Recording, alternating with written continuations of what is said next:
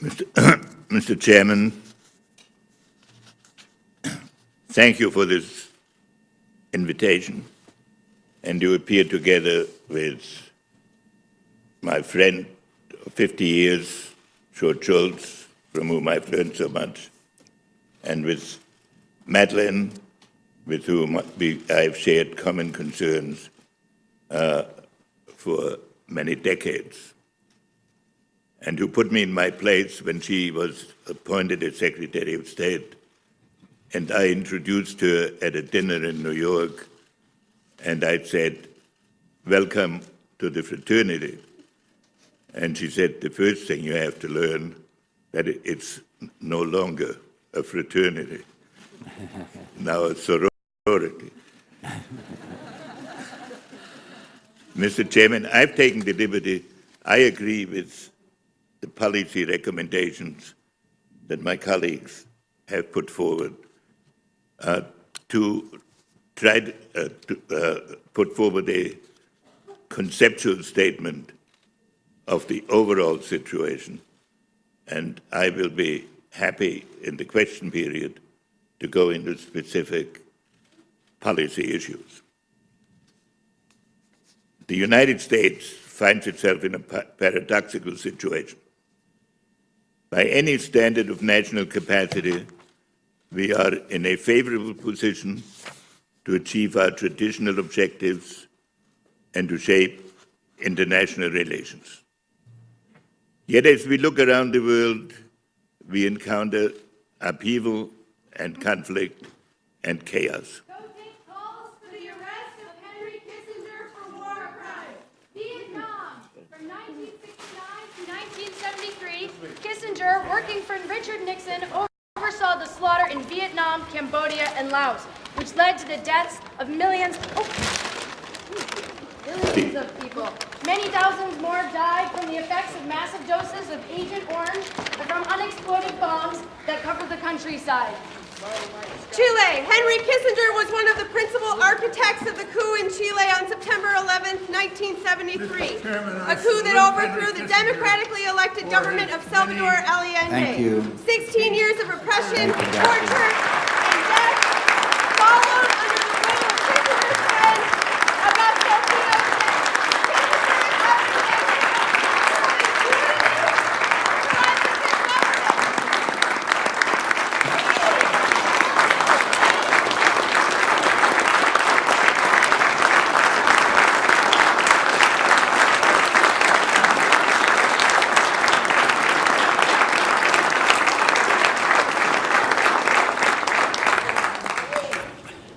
Thank you Very much. The United States has not faced a more diverse and complex array of crises since the end of the Second World War. One reason is that the nature of strategy has shifted from an emphasis on objective power to include also psychological contests and asymmetric war. The existing international order is in the process of being redefined. First, the concept of order within every region of the world is being challenged. Second, the relationship between different regions of the world is being redefined. Third, for the first time in history, every region now interacts in real time and affects each other simultaneously. The problem of peace was historically posed by the accumulation of power, the emergence of a potentially dominant country threatening the security of its neighbors. In our period, peace is often threatened by the disintegration of power, the collapse of authority into non-governed spaces, spreading violence beyond their borders and their region. This has led to the broadening of the challenge of terrorism from a threat organized essentially from beyond borders to a threat with domestic networks and origins in many countries of the world. The current international order, based on respect for sovereignty, rejection of territorial conquest, open trade, and encouragement of human rights, is primarily a creation of the West. It originated as a mechanism to end Europe's religious wars over 3 centuries ago. It spread as European states advanced technologically and territorially. And it evolved in the decades since World War II as the United States became its guarantor and its indispensable component.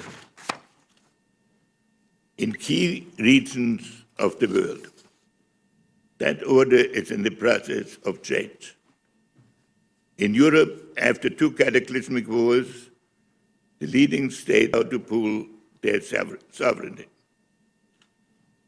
And crisis cast the question of Europe's identity and world role into sharper relief.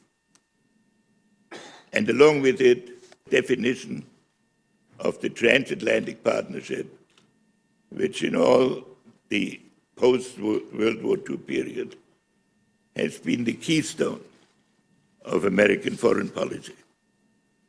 Europe is suspended between a past that is determined to overcome and a future still in the process of redefinition.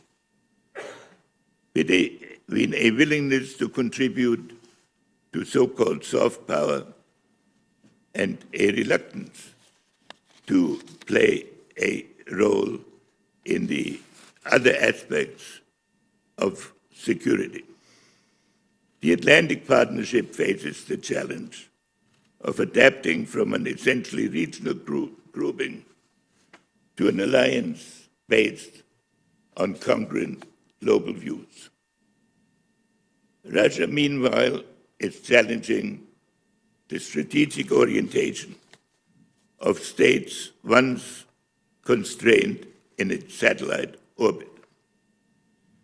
The West has an interest in vindicating the independence and vitality of these states that ended their satellite status. Russia is now mounting an offensive on the border on which, paradoxically, it is least inherently threatened. On many issues, for especially Islamist extremism, American and Russian interests should prove compatible. So we face a dual challenge to overcome the immediate threats that are posed along the borders, especially of Ukraine, but to do so in a manner that leaves open a context for Russia's long-term role in international relations, where it is needed to play an essential role. In Asia, many economies and societies are flourishing. At the same time, there exist local conflicts which are not, for which there is no formal arrangement to constrain the rivalry. This introduces a measure of volatility to seemingly local disputes.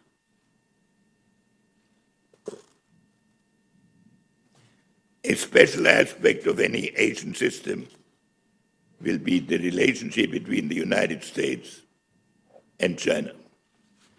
It is often described as one between a rising power and an established power, analogous to the relationship between Germany and Britain before the war.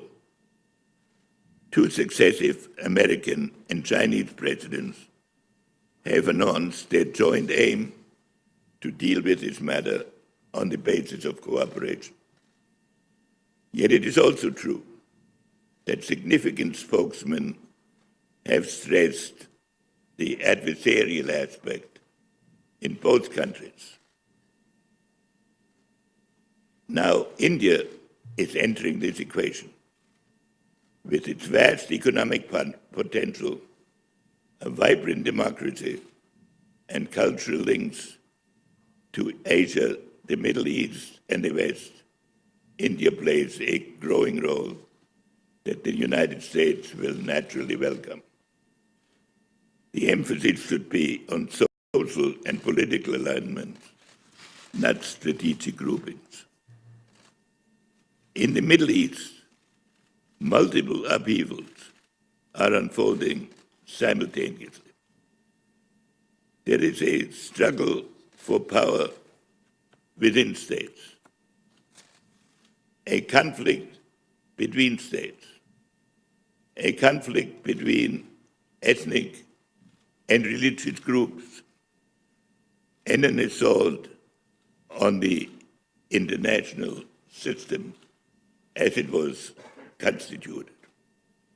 And these various conflicts often merge, and they have produced the phenomenon of ISIS, which challenges all established institutions, and which, in the name of a caliphate, is establishing a territorial base explicitly designed to undermine all the existing patterns of legitimacy.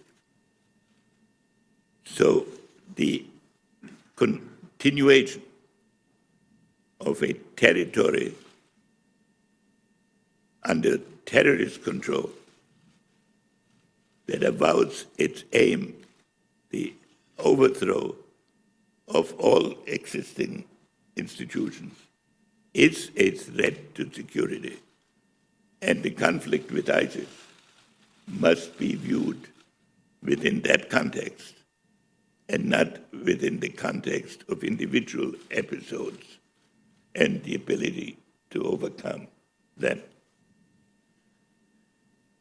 Iran has exploited this turmoil to pursue positions of power within other countries beyond the control of national authorities, and sometimes constituting a state within a state.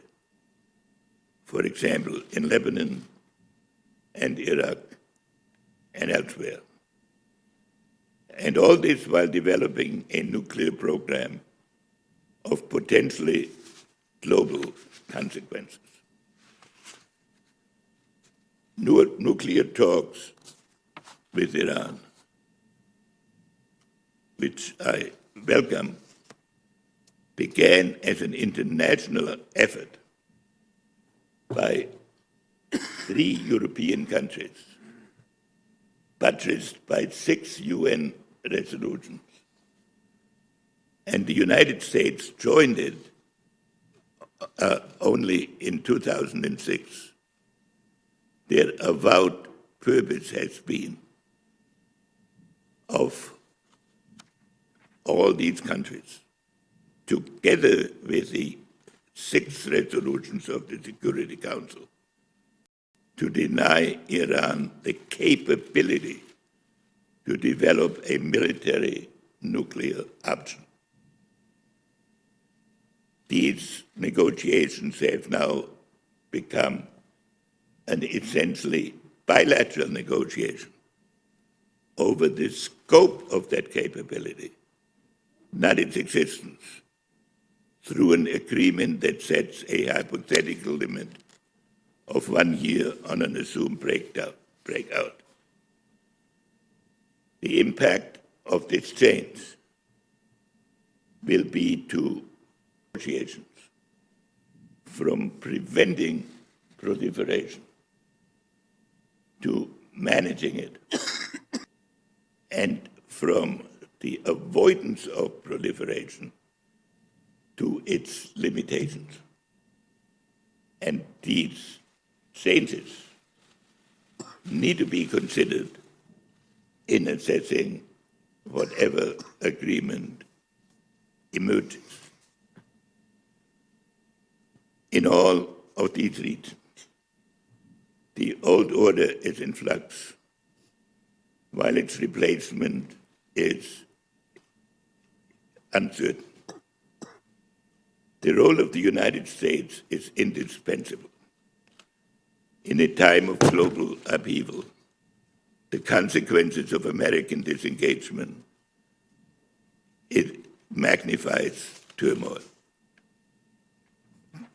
And requires larger intervention later.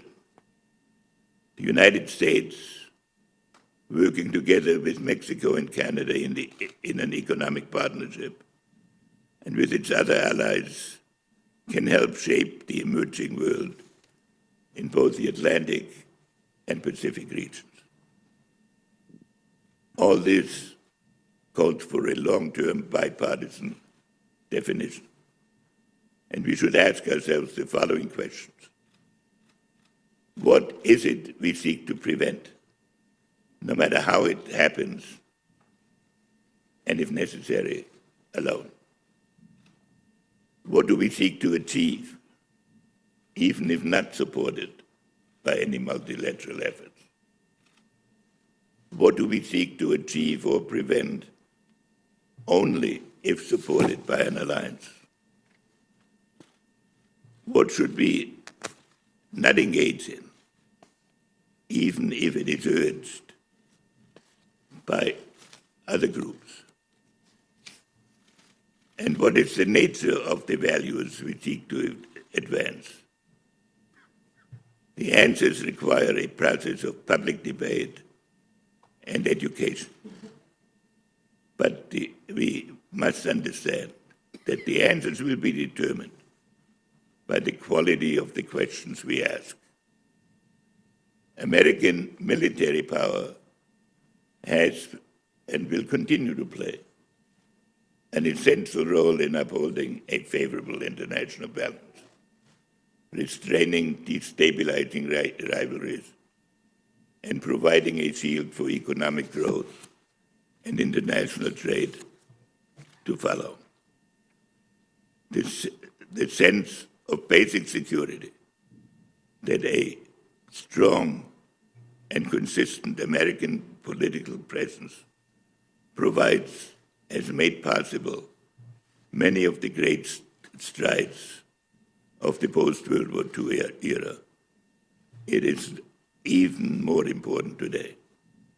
The United States, as your chairman has often pointed out, should have a strategy-driven budget, not a budget-driven strategy.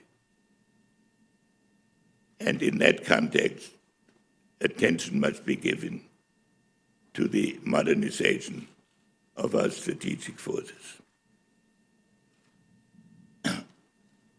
America has played in its history a role as stabilizer and as a vision for the future. And all great ideas and achievements are a vision before they become a reality. And I would like to thank you, Mr. Chairman and Mr. Ranking Member, for conducting hearings that hopefully lead us in this direction. I'm happy to answer your questions. Thank you very much. Thank you very much, Doctor. Thank you for your compelling statement. I thank all the witnesses, and I'll be brief so that my colleagues can have a chance to answer questions. We'll probably have to break within about a half hour or so since we have votes on the floor of the Senate. Secretary Albright, should we be providing defensive weapons to the Ukrainian government? Mr. Chairman, I believe that we should. I think that they are moving forward with a reform process, which I think can be healthy, but their security needs to also be ensured, and I do believe that countries have a right to defend themselves. We should be careful about a confrontation ourselves, but I do think that we should be providing defensive weapons to the Ukrainians. Dr. Kissinger, you described it, you and and Secretary Schultz, rather well, but I'm not sure that the average American understands the Iranian ambitions. And maybe both of you could explain, perhaps to the committee and to, frankly, the American people, what are the Iranian ambitions and why should we care? Maybe beginning with you, Secretary Schultz. I keep forgetting that. Their ambitions are to have a dominant role, at least in the Middle East, to continue their pattern of terrorism directly and through Hezbollah, and to enhance their position by the acquisition of nuclear weapons. They give every indication, Mr. Chairman, that they don't want a nuclear weapon for deterrence. They want a nuclear weapon to use it on Israel. So it's a very threatening situation, I think. Actually, a nuclear weapon used anywhere would dramatically change the world, everybody would say. We have to do something about these awful things. But it can wipe out a state like Israel. Dr. Kissinger. Every country is in part a result of its history. And there are three strands in Iranian history. As a national state in the region, in this capacity, its interests and those of the United States are quite parallel. And the United States, in previous Iranian governments, found a reliable partner, and that is a goal towards which one can strive. Secondly, Iran reflects a history of empire that spreads across the entire Middle East, and that was one of the major themes of its history, extending into the 19th century. And third, Iran was the first state advocate of the Islamic jihad uprising that sweeps away national borders and based policy on the domination of the particular interpretation of religion. Iranian foreign policy since the advent of the Ayatollah regime has been a combination which is an imperial element and has asserted a dominant position towards neighboring states and towards states well beyond it. And of course, with respect to the eradication of Israel. So, with respect to the current negotiations, insofar as they are state-to-state negotiations,